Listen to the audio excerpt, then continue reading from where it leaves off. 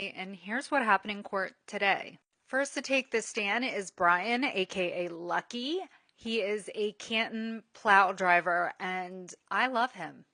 He confirms that he's familiar with the Alberts brothers and that he knows Chris Albert the most. He testifies to working the snowplow on January 29th.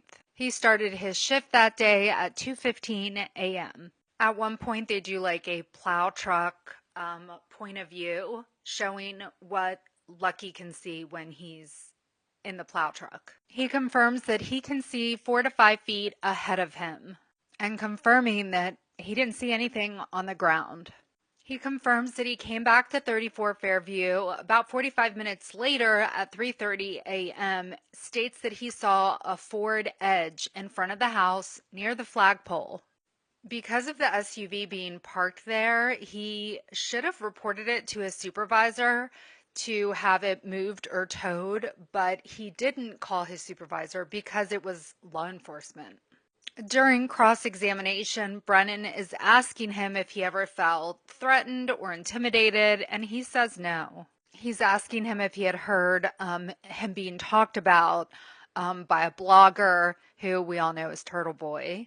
And he's like, I wasn't worried about what people were saying online or in blogs because it was literally when my wife just died. He's then asking him about pictures of him that were released online after the first trial and whether he was embarrassed or upset about it. And he's like, I wouldn't say embarrassed as more as just aggravated. Next on the stand was Karina. I'm not going to say her last name. I'm the worst with Greek names. I'll butcher it.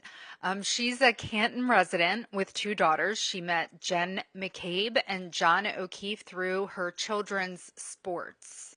She testified about her interactions with Karen and John O'Keefe at the waterfall that night. She said John and Karen seemed affectionate that night. At one point, he kissed her on the forehead, and she thought it was the sweetest thing ever. The defense even played a clip of the video where it showed O'Keefe kissing Karen.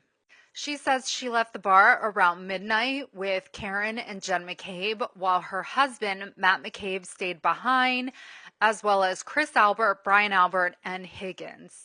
She says, as we're leaving, Jen went over to Karen, kind of put her arm around her and just kept saying, you're coming with me, you're coming with me. And Karen kind of like, what? Where are we going? She said it was a strange interaction and it stood out. There was also a sidebar regarding an article that Turtle Boy had written that